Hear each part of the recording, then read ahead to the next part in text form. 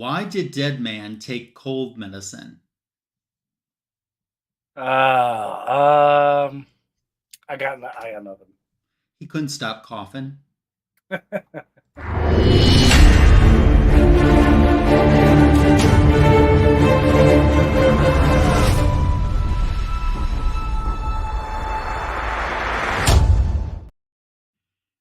Welcome to the greatest DC comic show on YouTube. You found Fanboys Live and the Retro Review. Happy Sunday to you, and happy Sunday to Signature King, Tony Fett. How are you today? Another great. It was actually a really nice weekend. It's in the Nice. 60s, so Yeah, we had some nice weather too. nice to get out and enjoy the nice warm weather for change. Yeah, I like it when it comes to visit. I like it even better when it stays. Yeah, right. Yeah. Well, we don't have Tim the Comic Collector or Comic Food 2814 tonight. Boo. But you do get the two of us tonight and a great retro review on the late Ramona Fradon, which we'll talk more about when we get into that segment. In the meantime, how was your week, Tony? What's new? Nothing really. It was a long week for me. I had some work-related projects that were due, so finally, sigh of relief that it's over. Yeah. And my LCS had a great sale. Oh, yeah? 35% off That's pretty good. for their 35th anniversary, and That's pretty good. I found nothing. You found nothing? Nothing. And it was store wide, so it was included everything except like their super expensive legendary keys, but your graphic novels, I don't think it included supplies, but yeah, graphic novels were included. All your back issues were included. Your big packs. And they still have all those JLA back issues? They had a whole bunch of JLA Oh, boy. And they were 30% off. Oh, boy. Ended yesterday, so maybe it's a good thing. Probably. Yeah, so I expected to just go in there and just be like a kid in a candy store, but nothing really caught my eye. I found a back issue for you, but it wasn't on sale. Oh, well, yeah? Yeah, it was a Golden Age Marvel family. It was issue 84. Ooh. I found that in the wild a couple days ago, and it had a nice price to go with it, too. Oh, it had a Golden Age price, yeah. Yeah, it had a Golden Age price to go with it, too. But yeah, nice. Yeah, if there would have been a little extra in the wallet, I would have A-okayed it to you. But no, I never expect A-OKs, but obviously I'm very appreciative when they do come about, but I would never expect anybody to, break the bank in any kind of way. Let's say hello. I'm sorry, go ahead. No, go ahead. Let's just say hello to a few people that are joining us in our live chat as we started the show. If you're watching on the rewind, hello to you as well. Entropian Comics is hanging with us. Greetings to you. It's always awesome to see you. As it's always awesome to see John's Comics with Kids Wrench. That's what it is. John's Comics with Kids Wrench. It's great to have you here too as well. So DC Comics news, kind of beyond DC Comics, what I think at least the biggest story from the past week is I was really concerned to see this, and I'm sure you will join me in sending our best wishes to Trina Robbins. The iconic cartoonist has been hospitalized with a stroke. She's 85 years old. So we hope that she's doing recovery. Better. Yeah, speedy recovery. So another groundbreaking, like Ramona Fradon, another groundbreaking female in the comic book industry. Absolute legends, for sure. Yeah. So that's a shame. Hopefully, she recovers and lives several more years. Yeah. And we get maybe some art. I would love to get some art for her. Yeah, that'd be cool. She did an awesome Wonder Woman miniseries back in. It was Wonder Woman's very first ever miniseries, actually, back between Volume 1 and Volume 2 of the Wonder Woman title. It was called The Legend of Wonder Woman, and it was kind of a Golden Age take, and that was really good. We'll have to retro review that sometime. Yeah, absolutely. Yeah. So Tony, DC Comics has a couple new positions for jobs, editor and associate editor. Did you apply? I have not. But check this out. The editor job has a salary that could be anywhere between $53,900 and $100,100 per year, while the associate editor has a salary of $38,511 to $71,521 per year, which seems to be, from the article I'm reading, a little bit on the low side. They're also looking for a director in talent relations, that position paying between $83,000 and $90 and $154,310. But here's where it gets interesting, okay? Let's jump back to that associate editor position, okay? And let's go on the lower side. Let's look at it as if you're going to come in at that lower price, okay? Sure. When you work that out, that equals $18.26 an hour, okay? Yep. Now let's put this in perspective. DC Comics is also advertising for a custodian, and they're going to pay him $18.55 an hour. So it's potential that the custodian could make more money than the assistant editor. Yeah. Your thoughts? Remember, this is in California, so things are a little bit wacky in terms of their minimum wage. I know it's pretty high. I think it's 20 now. I think it's or going to be 20. So, which is fine. I have nothing against that. But I mean, their starting salary for their assistant editor is pretty low. Well, I mean, it depends on on your qualifications, where you run right. But let's come in. Let's come in at the absolute bottom at 38,000. I know in my field of work, if you come in, at the bottom, you're making more than that with no relative experience. You can come in as an apprentice and make more than that. So that's shocking to hear that that's so low. I wonder why those positions aren't as important as they are. They should be. Yeah, they should be. I mean, hey, that's nothing against custodians. They do an awesome job. They're as important as everyone else too. Right. I mean, yeah, that of course. But I'm just saying, the assistant editor, I would say you come in at 50,000 as the assistant editor, and the head editor, at least 100,000. Yeah. And then just kind of float from there. But 38,000 for the assistant editor. Yeah. Jeez, that's not good, because there's a couple of fast food chains around here that pay almost as much as that. Yeah. Let's say hello to I Collect a Lot, who's joined the live chat. What's going on with you? And happy Sunday to Paul S. Good evening as well. I wonder what kind of experience that separates the bottom from the top. You know what I mean? At least for the associate editor. I'd be curious, but yeah, I need to go back and look at those. I'm just saying. No, I have not looked myself at these positions. This is just an article that I read. Sure. If you could work remotely from another state, that could change your dynamics a little bit. Oh, absolutely, because that $38,000 could go a long ways. Yeah, exactly. So, but downtown Burbank, I don't think it goes very far. That's going to be hard. Hey, Ben Compton, what's going on to you? Ben. While you look for some more news, Starfire has an original graphic novel scheduled for July. Oops. Let's retract that. So the Starfire graphic novel, that original story, scheduled for July. It's been in the April 2024 solicitations, or the listings for the upcoming books. All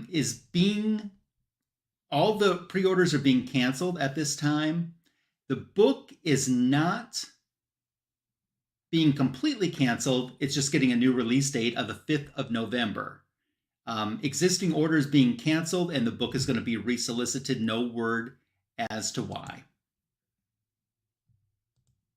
Well, if you recall, the last time Starfire had a graphic novel, was it Not My Starfire, or I forget the title of it, but it was Starfire's daughter. It was from the perspective of Starfire's daughter, who was everyone suggested that the father of this young lady was the Penguin, based off of the physical traits. Oh, geez. Do you remember that?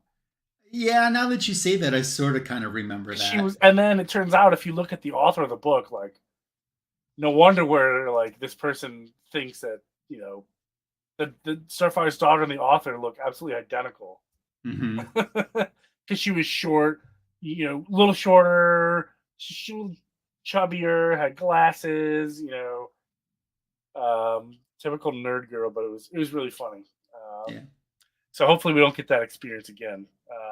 But it's I don't know, all these cancellations. There's a lot of cancellations, and then you bring up this whole job thing. So, oh, but you know what? If we're talking about cancellations, let's go back to our favorite book to talk about cancellations: Justice Society of America. Cancellations or well, scheduling conflicts, I should say. Okay. So once again, I have talked about this numerous times. We're back talking about this. Justice Society of America number 9 was originally scheduled for November 21st. And then it got changed to December 11th, then January 23rd, then January 30th, then February 6th, February 20th. None of those came out. Then it was March 12th. Now they're saying March 19th. You think it's going to happen, Tony? Yeah, maybe. I think it'll happen, but July, I think, is my prediction. That's crazy. No word for what, you know, what's going on or the reason why. I think I do. I think I'm speculating, but I think I have a theory. Remember, if Jeff Johns is part of that new Ghost Machine studio, and they're on a big tour right now. They have been for a few months. They're hitting all the big cons, and they're there all the days, setting up and doing meet and greets. So they're on the road. In fact, they're playing at Comic-Con tomorrow. Or not tomorrow, how do you keep momentum going when this book is so it's a 12-issue miniseries, and it started in 2022. And we're still not, I mean, we're only 8 of the 12 issues in. So we're two-thirds in. Yeah. It'll probably be 2025 before it finishes, to be honest with you. Probably. I wish they'd just hurry up and get number 9 out, because that's got an amazing variant cover that I'm after. I hate it when they have these huge delays, because if you get issue 1, by the time the last issue comes out, you're like, what's happening in this story again? Like, I got to go back and look. Yeah. A couple other scheduling things. Batman 89 Echoes number 2s. That has a new on sale date of March. It was supposed to be March 13th after several delays. Now that's March 19th. So that one actually had an interesting thing. Originally, December 18th. And then it went to January 30th, then March 5th, then March 13th, and now March 19th. Batman Offworld number 4, April 2nd, which was supposed to be February 20th.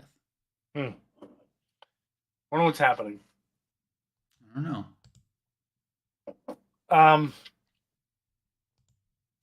Are you done? I'm sorry. Yeah, go ahead.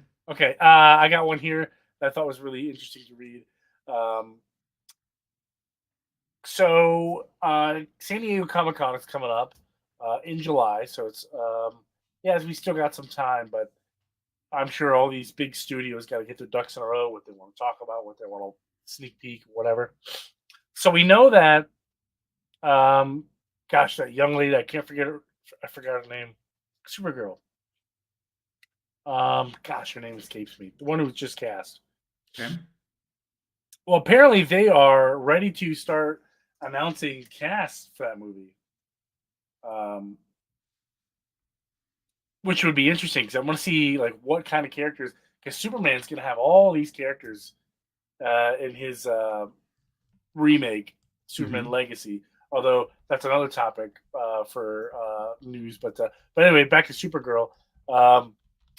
I would be willing to bet we might get like a Cat Grant or maybe Miss Martian, just for fun. But yeah, so the big top running things that they might talk about at San Diego Comic Con are obviously Supergirl, except be the next one. The Green Lanterns, the HBO Max, the big one that everyone's waiting for. Apparently, they have already cast Booster Gold, so maybe they're going to do some kind of reveal at Baltimore Comic Con, or that'd be sweet. But it's probably going to be San Diego Comic Con. They're probably going to talk about Waller and the new show that's possibly going to be announced. It's an HBO Max or whatever they're going to call it by then. Is I guess a live action show about the League of Shadows, which is okay. When it's a Batman or Robin movie, who knows? I think it was Superman, Supergirl, Batman. Or maybe Superman, Batman, Super. I don't know. It's either the next one after Superman or one more after Superman. So we'll see. But yeah, a live action TV show about the League of Shadows and Ra's al Ghul. What do you think? If it's done right, If it's done right, yeah. I would like to see who's attached before I get terribly excited, but I don't know. I don't really think that one's really necessary. Or maybe it is. Maybe it is, and it plays into who the big bad is in the DC universe. Who knows? But my initial reaction was, eh. No, thank you. No word on the Amazons yet. I know. Which is bad news. But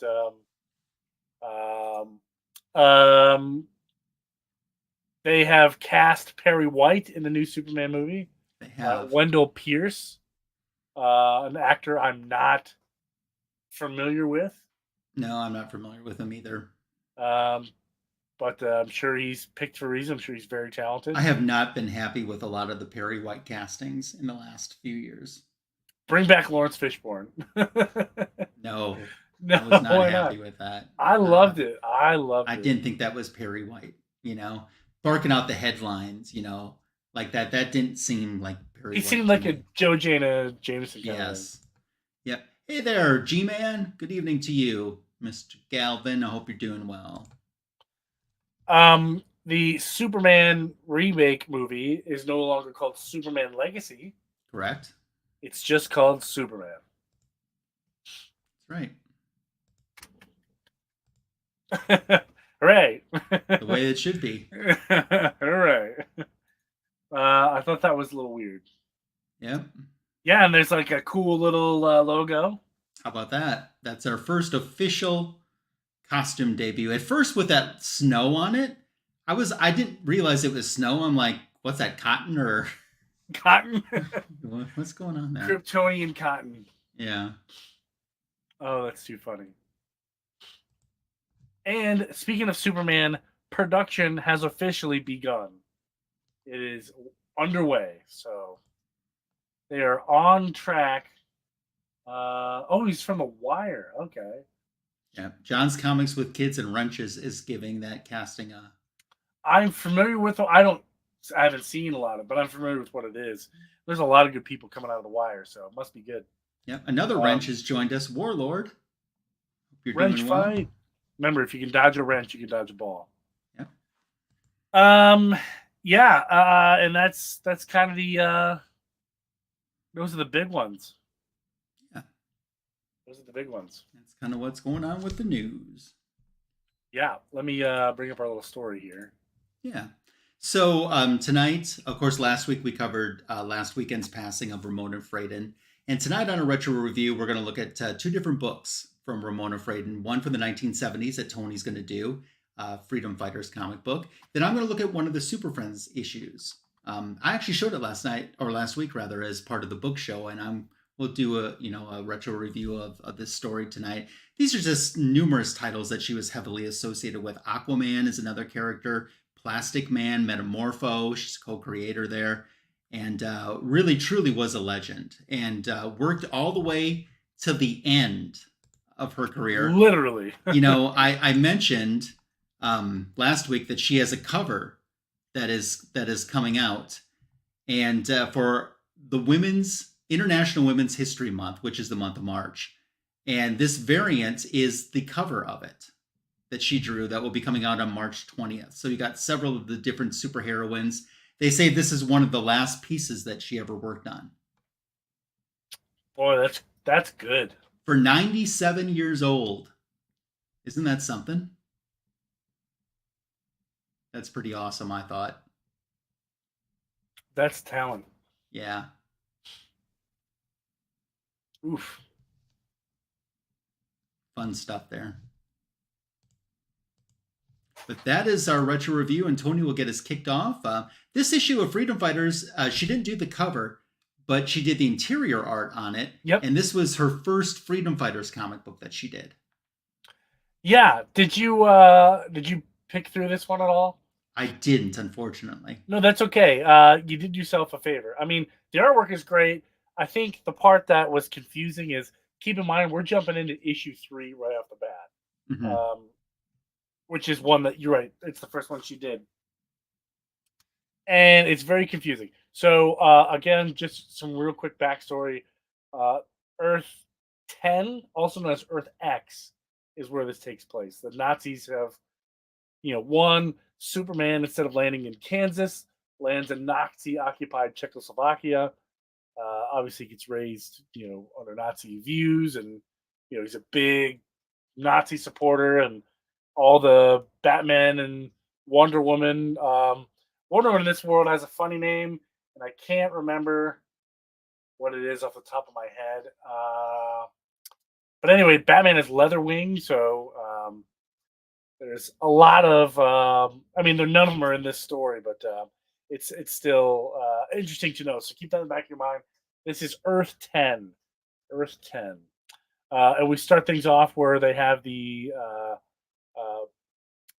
what they call it, the fugitives, but they're the freedom fighters, surrounded in an abandoned mansion. There's whispers of a bomb. They don't know what they're talking about. And a real quick cast of characters. We have Uncle Sam. We have Phantom Lady. We have Human Bomb. We have when we come to them, I'll point them out. The Ray. Ray. Yeah, we have the Ray. Yep. Doll Man, and Doll Girl. Yep. Mm-hmm. Yep. You're right. Phantom Lady. I didn't know if you said her or not. Yeah, she's the first one. And Uncle Sam. Uncle Sam and the Freedom Fighters. In the modern day version of Freedom Fighters is usually led by Plastic Man. So a little modernization for you. I don't know why Plastic Man, but whatever. Anyway, the Human Bomb blows up the mansion, which is kind of like gives them the chance to escape. They blow up the mansion. Everyone kind of zips off, and the Ray is kind of lobbing some fireballs at him just to kind of keep him busy, so everyone can make their escape. Meanwhile, we cut to this guy. Forget the heck what's his name. Anyway, he's a big Nazi, and he employs a lot of captured, what Hitler would call the undesirables, and obviously he's not very nice to them. So here he's killed one. The Freedom Fighters make it back to the little underground headquarters, and they see all these wanted posters. Like, dude, they're all wanted everywhere. And they decide, there's only really one thing we can do to get out of here. New York's in the middle of a financial crisis. There's robberies everywhere. So what we can do is we can hold hands, and this will provide us. They hook their hands up to this machine. And Black Condor, you're right. Paul S. was correct. Black Condor. So they're going to hold hands while they're hooked up to this machine, and it's going to make them invisible. So everywhere they go when they fly, they're holding on to each other's hands, which I got to admit is pretty funny. They're able to beat back some of the robbers who are taking advantage of the financial crisis in New York City, robbing banks and whatnot. So, and keep in mind, or all the villains from Earth 1 are also good in Earth 10. So, in this case, we see some of the older Lex Luthors uh, are kind of coming up with like formulas to help the super soldiers. And this guy again, totally forgot what his name was. Skarg, uh, Skarg, Skragg, Skarg. That's what it was. So anyway, he's. I would compare him to the Green Goblin, obviously because he's green and he zips around this little scarab thing, and he shoots good guys. So yeah, that's exactly what he does. He's in need of some finances to get his evil scheme off the ground here. And the freedom fighters are back at their little headquarters, but they see, or going back to the little headquarters, they see Skarg in the distance, but Skarg can see them. So their little invisibility plan doesn't work. So they're going to have to team up and defeat Skarg. But he has an enchantment. In one of these panels, it talks about it. And for the life of me, I don't recall which one. But if you look, let me see if I can zoom in right here. Right here, he's got these little. He's the way he speaks. It's very Norse. It looks like Norse writing, and for my 10 minutes of research, he's the heir of some Norse um, mythological descendant, and he's got some enchanted abilities. He's born with them. Plus, he's really good at technology, so he's like a Superman Batman mix, if that makes any sense. He uses technology, but he's got superpowers. But his technology, he has to put his hands inside this little scare thing, which gives him the ability to move about. But it doesn't always work. He gets captured, but he is able to escape via telephone, which is a neat little trick. Matrix style, he's able to call where he needs to go. He's gone. The freedom fighters eventually catch up to him, and they're able to put him down. And that's kind of where issue 3 leads off on a cliffhanger, which I wish we were able to do the next one because issue 4 has Wonder Woman in it. Issue 4 and 5. Issue 4 and 5, but not 3. Yeah, it's a two issue guest starring the Earth 2 Wonder Woman. So yes, yeah, favorites of mine. What was yours again? SuperFriends? SuperFriends number 30. So it's a book that I showed last week on the retro review. And when I was trying to, Ramona Fradon did a lot of SuperFriends. And when I was trying to decide which one I was going to review, this is one that I hadn't read in quite some time, although I very much remembered the story and the book. So I thought, you know what? For the funsies of it, let's do that. So this time, Ramona did do that cover. We're in 1980, by the way. I remember reading this or listening to this documentary about comic books, and way back in the day, like the number one thing for good guys to fight was gorillas. Yeah, supposedly, if they fought a gorilla or there was a gorilla on the cover, the issue sold better. That was always a theory among some of the creative types at DC. So very interesting. Yeah. So as we start out the story with our splash page, and we're in the Hall of Justice, and the Super Friends are very alarmed. There's a gorilla, Moons of Krypton, a gorilla. And Wonder Woman wonders, what is he doing here? And Gleek is scared. And the gorilla talks. He says, I've come here because I need your help. And then Superman's like, oh, it's a talking gorilla. Then you must be one of the inhabitants of Gorilla City in Africa. We know your ruler, Salvatore. And he's like, no, I'm not one of them. I am Professor Carter Nichols. And they're like, it can't be. Which Professor Nichols is the guardian of the Wonder Twins. But they say, well, that starts to explain some things, Not many people can enter the Hall of Justice without being stopped by their guard devices, and Professor Nichols is one of them. So they inquire, well, what happened to you? How did this happen? He said, well, it happened this morning. I was working in my laboratory when the door smashed open and there was an armed gorilla. And before he could call the police, he was shot by this gorilla with this big bolt of radiation. And then it turned him from a human into a gorilla.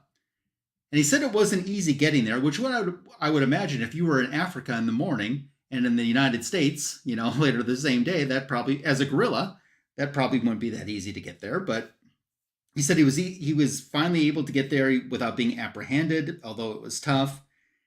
And then Zan is inquiring, an ape with a scientific device, who could that be? And Superman knows it's Grodd. He's the super gorilla who is Salvatier's worst enemy. So Batman says, well, Grodd's at large again, even though the Flash assured us he was confined in an escape-proof cell. And Robin wonders how he was able to pull it off. And Aquaman says, well, in the past he's been able to escape with that force of mind power that he has. And Wonder Woman says, but the cell was designed to keep him from using that. And they decide, well, we need to get to Africa to check on Solovar. And the Wonder Twins are excited because they've never been to Gorilla City. So we cut over where Grodd is talking to a female that would happen to be Giganta. And she says, you never cease to amaze me. An hour ago, you were in Gotham City, and now you're here in Africa. And he's like, well, my force of mind power is not to be belittled, Giganta, but you have added your own contribution to our project. He says, by recalling the device, the de-evolution machine, which turned you into a human from a gorilla, Grodd was able to create something similar with his superior brain. And Giganta remembers that whenever she thinks of that blasted Professor Zool changing her from her true shape, a gorilla, into this, it makes her blood boil over. And Grodd says, well, I can sympathize, having that ugly human appearance when you were once a beautiful ape. But something good did come out of it. It was your intelligence. And she says, true, but then again, if I was a gorilla, I'd still have an animal brain. And Grodd says, that's why my altercation of the evolution machine is crucial. We got to test it a few more times to see if we can change you into a highly intelligent gorilla, as I did Dr. Nichols. And she's like, well, you have to make sure that it's 100% safe. And then he starts seeing that there's a little romance going on between the two of them and what they're thinking. And Giganta thinks Grodd is so handsome, but he could never care for me while I'm a human. And he's thinking, I just admire her mind if she wasn't so hideous as a human being. So step 2 of their master plan comes in place. And she says, yes, the Wonder Woman disguise phase. So she takes a black wig and adds a tiara and puts on, and she says, this stupid star-spangled costume. She says, even though I'm taller than Wonder Woman, I probably will be able to pass for her. And Grodd says yes, because gorillas have a hard time distinguishing one human from another. So a specific like her height wouldn't set them off so much. So a short time later, we have the gorillas of Gorilla City out on patrols, and they think everything's secure, and it's kind of a waste of time to even be doing this, when all of a sudden they see a human who's waving at them, and they're like, wait a minute, I recognize that. She's one of Solovar's friends. That's Wonder Woman. Well, it's really Giganta in disguise who takes this machine, zaps this gorilla, and turns him into a butt-ass naked human being, which is what you don't want to be if you're a gorilla. And he looks horrible, and they realize he's been turned into a human, and she's fleeing and laughing. They go back and tell Solovar, and he's like, are you sure it was Wonder Woman? And they're like, yeah, I knew her costume from the pictures that I've seen of her. Well, at that time, the Super Friends are now landing in Africa. And they approach Gorilla City. The Wonder Twins wonder why they can't see it. It's just an empty clearing, and Superman explains how it's invisible to anyone except a gorilla or someone with special vision like he has. And he says, just follow me. I can see us through the vibrational shield around the city, and I'll tell the guards to let you in. So they all get in, and they're like, well, we want you because you're under arrest. And the Super Friends are just shocked, and they're like, well, we've always been your friends. What type of welcome is this? And they're like, you're the one who has to answer questions. You committed a terrible atrocity, namely Wonder Woman. And she's like, ridiculous. What atrocity am I accused of? And Salvatore appears and says, you have been identified as the person who turned one of our people into a human. And they're like, that's the same thing that happened to Professor Nichols, only in reverse. And then all of a sudden, these apes and residents of Gorilla City see the Super Friends, and they are outraged with them being there, crush them down with the humans. And Salvador has to calm them down because a mob is about to take place. Wonder Twins activate their powers. Jayna takes the form of a prehistoric ape of Asia, and then Zan decides to be a cloudburst. Meanwhile, on a special screen, Zod and Giganta are watching this, and they're like, the scheme is working. The apes are out to kill the SuperFriends. And Giganta says, with a little luck, though, kill some of those heroes, which will draw the rest of the Justice League into there, and Sullivar will be so busy battling all these superheroes that they won't see our plan of world domination because they're going to be too busy killing each other off. And Giganta says, as long as it means disaster for Wonder Woman, I'll enjoy it too. So we see Batman and Robin get ready to take care of some of the gorillas that are starting to attack them. And they're pretty successful. Jayna is fighting some of the gorillas as well in her shape. Aquaman's having a tough time, though, because he's been out of water for so long. He's not doing well in his fight. That's when Zan comes over and renews his strength, as Zan essentially rains on him, and Aquaman is able to use the moisture again. And then Aquaman's able to really throw some punches there. I know. Yeah, Aquaman's able to throw some punches there while Superman and Wonder Woman get in the action too. And Wonder Woman especially is targeted. She doesn't see it. She's about to be shot at, but Gleek uses his tail and captures him and saves Wonder Woman from the sneak attack. So they've kind of taken care of the rioters, and Wonder Woman uses her magic lasso to command all of them to calm down so they can settle things peacefully. The Wonder Twins deactivate. And Superman asks Sullivar where Grodd is, and Sullivar's like, well, where he always is, safely locked in this exocell coated with cerebium, which counteraffects his force of mind powers. And Superman uses his X-ray vision and says he's not in there. There's just a guard gorilla that has been bound and gagged. And so they go in to rescue that guy, and he says it happened this morning. Grodd was leaving with a red-haired female, a human female, and Wonder Woman knows that it's Giganta because she mysteriously escaped from the Amazon prison on Reform Island some time back. And the Wonder Twins wonder, well, how was she able to see the city? Well, she used to be a gorilla, and some of those characteristics have stayed with her, so that must explain why she can still see the city. They say the cell was escape-proof from the inside. Grodd must have contacted Giganta before he was captured by the Flash to put this plan into motion. Well, we cut over to the villains now, and they're frustrated that the heroes have started to get out of this, and their plan for world domination is wrecked. Giganta says we have to form a new plan. And he says, maybe we struck too soon, but I thought the element of surprise would be a tip in our favor. And she's like, well, that's out of question now. They know it's us. They know I'm your partner. And she's like, but if I weren't human, they wouldn't recognize me. This evolution ray works. And he's like, well, we don't know all of its effects. We know its effects on regular humans, but you're descended from gorillas, so we're not exactly sure what would happen if we used it on you.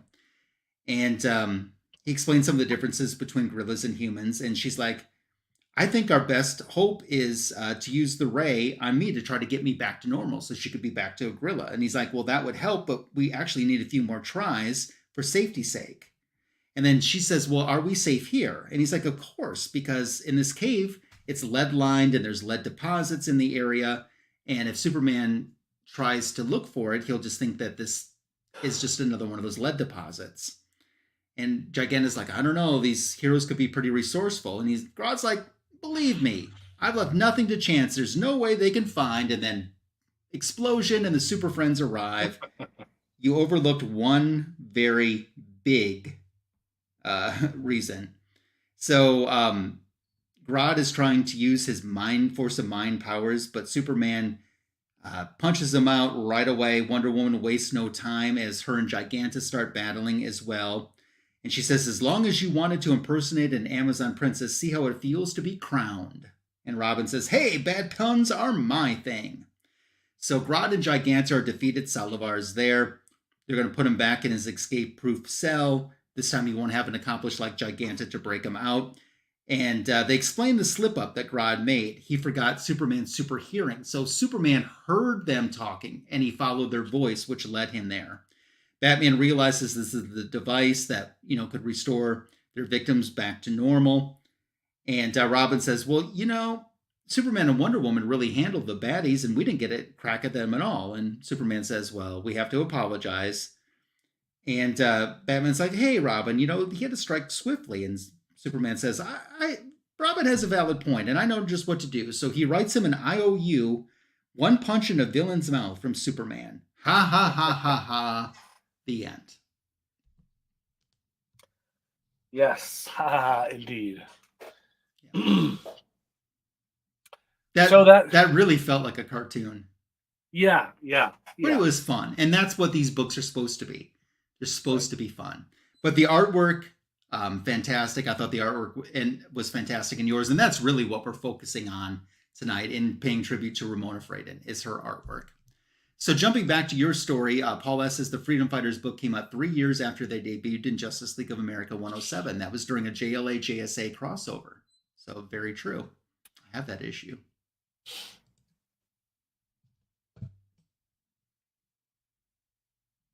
Anything you want to add? How would you like to rate these stories? I'm going to do... let's do out of 10. Out of 10. I'll do mine. I feel like Freedom, it's unfair to rate that issue because it's in the middle of a story. Okay. So minus that, I'm going to give it the 6.5 out of 10. Okay. With potential to move up. I'm going to go 8.5 out of 10 because mine was just fun.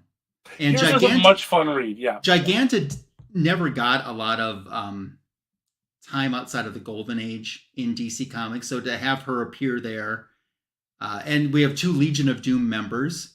Yes. And hello to the Chedai Knight, the man, Chet Scotland. So to have 2 Legion of superhero members from the cartoon to make the comic book appearance, I thought just made it a lot of fun. Yeah. So that's what I'll go with tonight.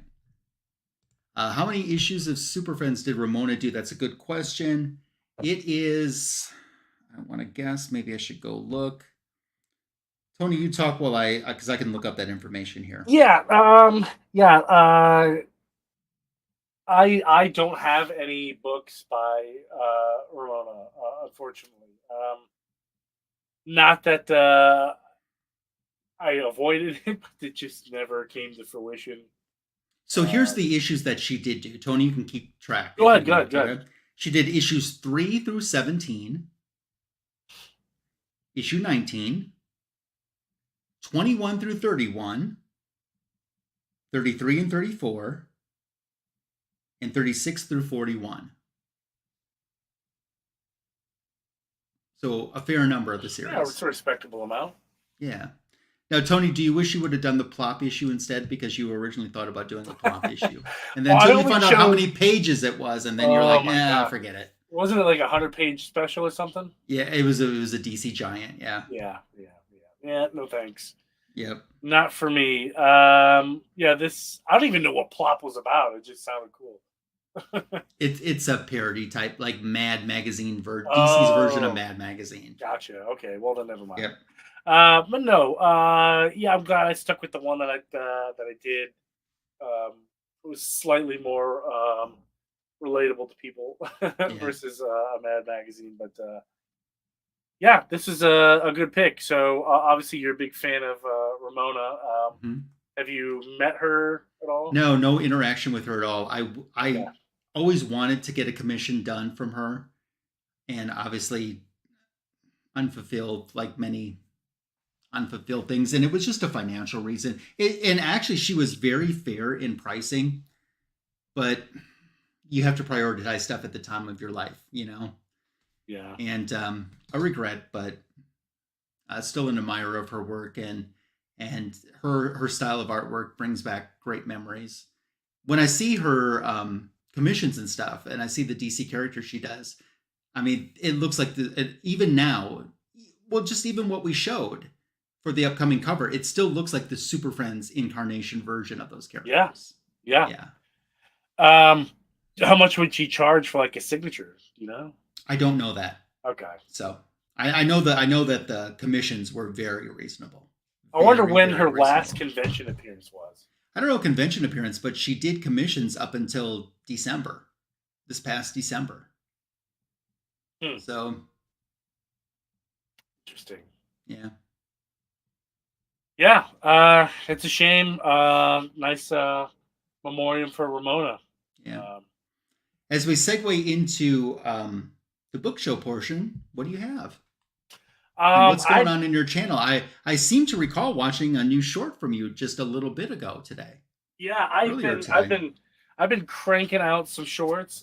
Just for some reason, views wise, the shorts aren't doing great, but for some reason, YouTube is putting them in front of the right people.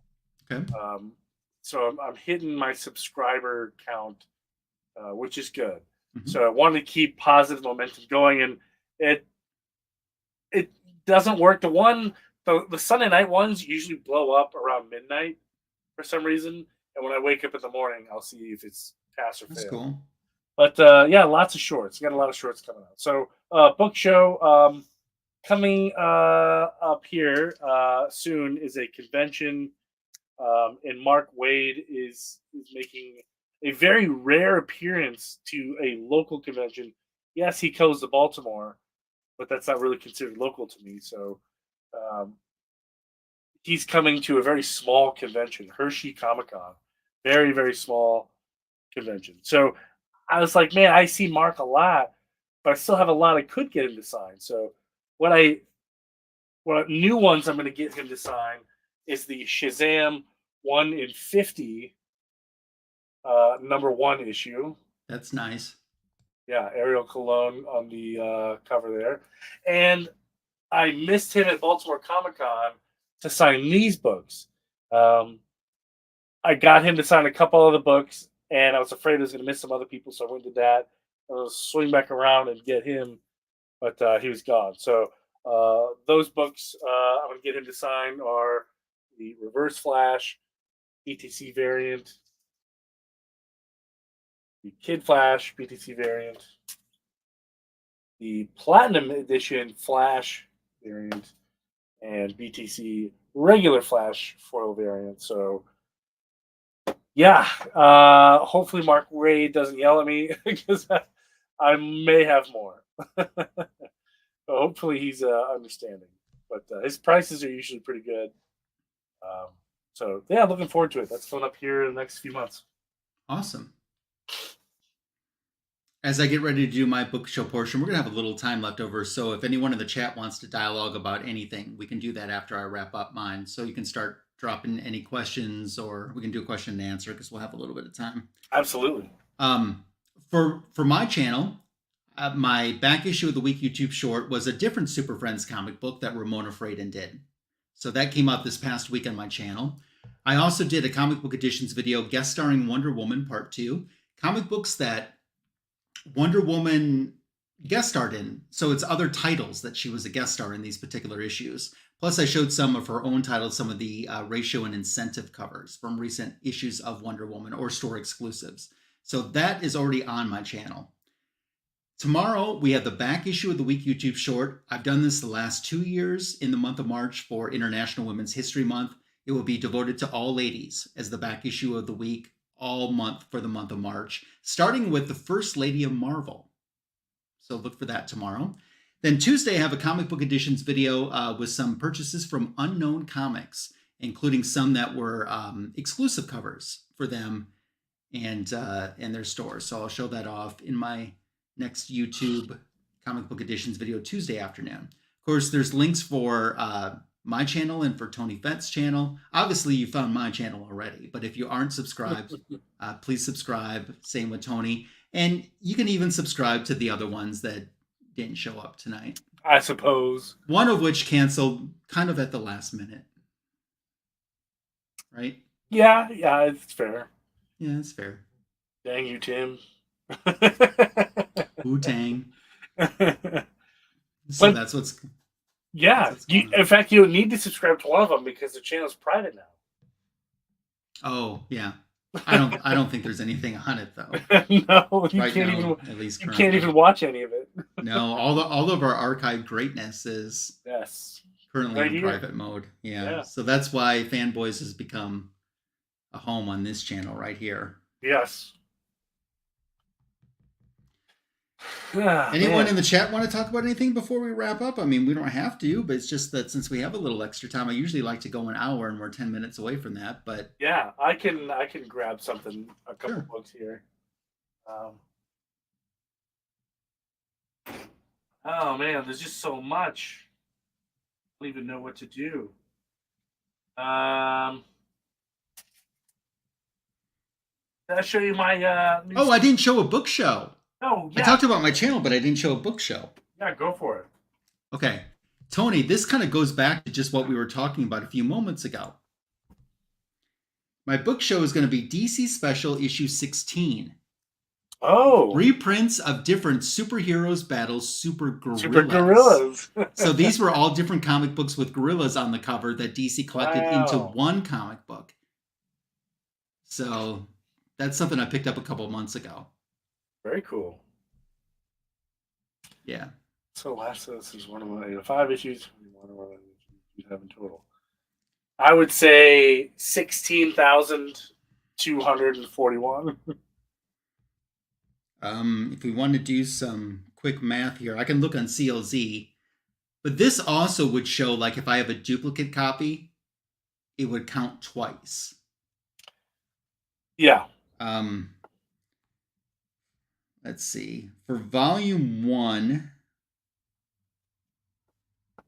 356, volume 2, 295, 8 annuals, 59 issues for volume 3 with 1 annual, 143 issues for volume 4 with 1 annual, 407 issues for volume 5 plus 5 annuals, and already volume 6, I already have 59, or is it 59 copies of different issues just from volume 6, the current volume. So I don't think, yeah, chat, I do enjoy signatures. So I don't think this applies to anyone in the chat, but I decided to delay my 750 drawing and just do a straight 800 drawing. Okay. And the winner, there's going to be 2 winners, and they're both getting a signed copy of Warlock and the Infinity Gauntlet, number 1, signed by Angel Mendina. So tell your friends. That's right. Tell your friends. Yeah, I'm giving away Marvel books, of course. Yeah. That is something that is probably better left for him to explain, because I don't want to. Yeah, he's gone private. I mean, get with him. You need a reason why. Yeah, I think it's just it's not a bad reason. No. I'll say that nothing bad has happened or nothing. I completely understand why he would do it. Yeah. If I was in the boat, I would do the same thing. Yeah, and ask him why he didn't come on the show tonight too. Yeah, and just bug him and just in general. Yeah. It makes me laugh, but that's fun. But yeah, he's taking a holiday, I guess. Holiday. Celebrate. Nice? No. Any big conventions coming up in your area that you're looking to head to? I'm not for sure heading to anything. Probably some smaller comic book shows. I kind of would like to go to C2E2 because it's on my birthday, but I just don't think. And Jorge Jimenez is going to be there, and he doesn't live in North America, so it's true. I've actually been thinking a little bit more about that and how to change that, but I can't decide on. I have 2 or 3 different ideas in mind for the backdrop, and I can't decide which direction I want to go. Get a green screen. Since I can't decide, nothing happens. Get a green screen. That way, every week you change it up. But I'll tell you something else. The rest of my home looks exactly like this. I have a calendar on one wall, and I think that's it in the entire home of stuff that's hung up. I have stuff to hang up, I just haven't gotten it done. Yeah, that's a thing to do. Yeah. Gotta get your stuff up on the wall. Then there's me. I actually don't have a whole lot of stuff on the wall. It just looks like I do because the room is so stupid small. Mm-hmm. I can't wait to upgrade this room. So hopefully late this year, but we'll see. I would love to go to Planet Comic Con, which is happening this coming weekend. Maybe it's happening now. I don't remember. It's Arkham Asylum. Only because Rick Burchett is going to be there, and he has not missed a Planet Comic Con since its inception. It's one of the very few places you're guaranteed to get. That's cool. Rick Burchett. And for those of you who aren't aware, for his stuff, he's all over Batman Beyond, the original animated series. And that universe too. He did a lot of work for that. So, he's like one of the rarest signatures to get. That's cool because he does like one, maybe two conventions a year. So it's a shame he doesn't come out to the East. But I was chatting with Becky Cloonan. I love me some Becky Cloonan. Trying to get her and Michael Conrad to come out to Baltimore, but alas, they were not having it. Too bad. But who knows? I mean, there's still plenty of time left. It's March, and Baltimore Comic Con isn't until September 20th. So, and I will be there on the 21st. Nice. So, if any of you are in the area, let's hang out. Just looking at some of the announcements they just added: Klaus Johnson, Mike McCone, Rodney Barnes from Philadelphia, Army of Darkness, and June Bergman are the latest announcements. Nice. Fabian Nacera. I don't know who that is. I don't know. Oh, yeah, I know who that is. Yeah, I know who it is now. Okay. I just can't read. It's one of those days, so it's the last bit of the weekend left. Yeah. But I guess that kind of wraps up the greatest DC comic show on YouTube. First, I want to remind you, show your Ramona Fradon comic books that you have in your collection on Instagram. Share by using the hashtag Fanboys Live and the Retro Review. That would be awesome to see any content that you want to share. Your own personal type of book show. That would be cool. So thank you again for joining us, especially in the live chat. And if you watched on the rewind all the way to the end, of course, we appreciate you as well. We hope you enjoyed the show. We had fun bringing it to you tonight. And we look forward to visiting with you with our next Fanboys Live and the Retro Review. Anything else to say, Tony? Merry Christmas. Merry Christmas. We'll see you soon. Bye.